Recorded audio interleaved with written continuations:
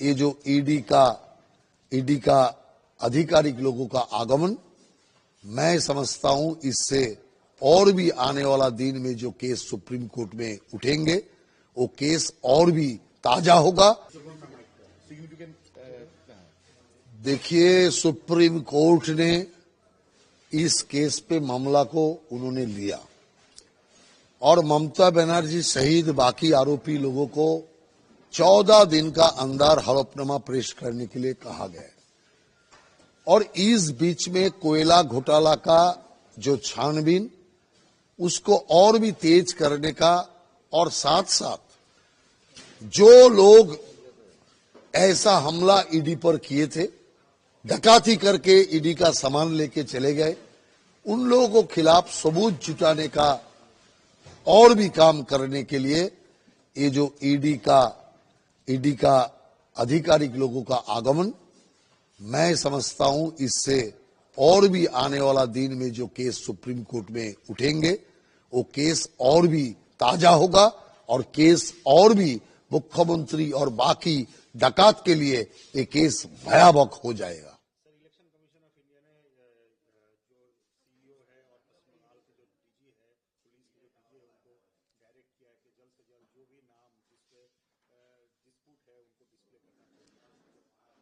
नहीं, वो तो सुप्रीम कोर्ट का आदेश है और चुनाव आयोग वो सारे आदेश पालन करने के लिए अभी नोटिफिकेशन भी जारी कर दिया।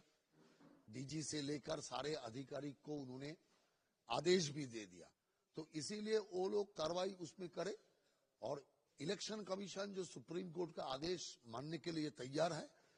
इलेक्शन कमीशन का ये आदेश स्पष्ट कर देते हैं जो सुप्रीम कोर्ट का आदेश का पूरा मान्यता इलेक्शन कमीशन दे रहा है। गणेश कुमार ने ये भी कहा है कि कोई भी अपने हाथ में जो है कानून को हाथ में लेगा तो उनके खिलाफ सख्त कार्रवाई किया जाएगा। बंगाल में जिस ढंग से तृणमूल का नेता लोग, तृणमूल का एमएलए, एमपी और मंत्री लोग हिंसा फैलाने का कोशिश कर रहा है, हम लोगों ने चुनाव आयोग से ही दरखास्त किया उन लोगों का खिलाफ अभी कड़ा कार्रवाई करे, नहीं तो आगे चल के सारे हाथ से बाहर निकल जाएगा। और उसी दृष्टि से चुनाव आयोग ने जो निर्देश पुलिस प्रशासन को दिया वो बहुत तात्पर्यपूर्ण है और जो लोग ऐसा हिंसा फैलाने का कोशिश कर रहा है उन लोगों को गिरफ्तारी करना चाहिए, उनको गिरफ्तार होना चाहिए।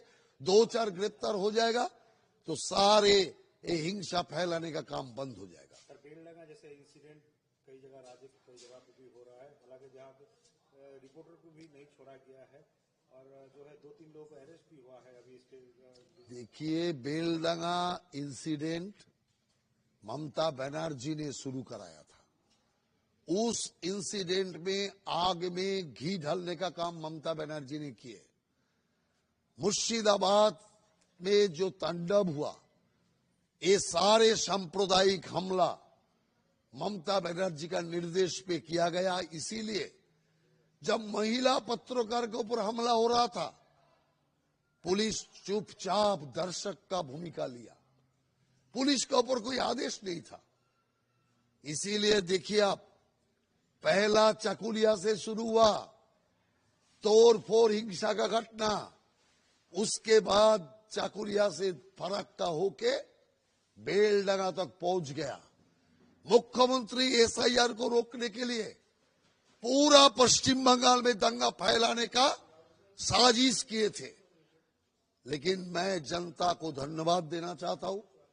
जनता मुख्यमंत्री का उस साजिश को कामयाब होने नहीं दिया, दंगा पूरा बंगाल में फैले नहीं, एसआईआर का काम हो रहा है। सर, लास्टली पूछना चाहूंगा, आईसीसी ने अभी एक नोटिफिकेशन जारी किया जिसमें कहा गया है T20 जो वर्ल्ड कप है जिसमें बांग्लादेश पहले खेलने के लिए ना कर दिया था, अभी इंडिया में जितने भी सारे बांग्लादेश के मैच होंगे वो इंडिया में ही होंगे। नहीं, ठीक बात है। हम लोग तो किसी ऐसा देश में नहीं जाएंगे जिस देश में हमारा लोगों का ऊपर अत्याचार हो रहा है, हिंदू कम्युनिटी के ऊपर अत्याचार हो रहा है। इसीलिए कोई, हम भारत अतिथि वत्सल देश है, कोई आना चाहता है तो आए, लेकिन हम लोग ऐसा कोई देश में नहीं जाएंगे जहां हमारा साथी लोगों का कोई निरापत्ता ही नहीं है। और कल समीक भट्टाचार्य ने नितिन नवीन से मीट किया था कोलकाता में, दिल्ली में, वो भी आने वाले हैं, तो प्रिपरेशन के बारे में अगर बोला जाए, बीजेपी इस बार किस तरह के रणनीति अपना रही है? पूरा पार्टी ऊपर से लेकर नीचे तक एकजुट होके पश्चिम बंगाल को मुक्त कराने का काम में लगे हुए हैं। कोई राजनीतिक क्षमता का हस्तांतर के लिए हम लोग ये नहीं कर रहा है।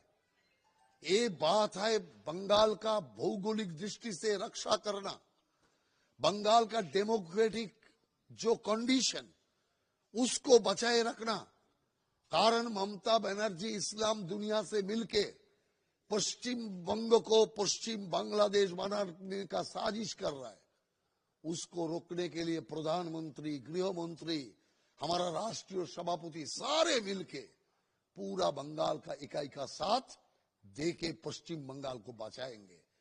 और इसीलिए हमारा जो केंद्रीय सभापति नितिन नवीन जी का आगमन उसी का ही संदेश है, जो हम पूरा बंगाल का कार्यकर्ता और जनता को यही संदेश देना चाहते हैं।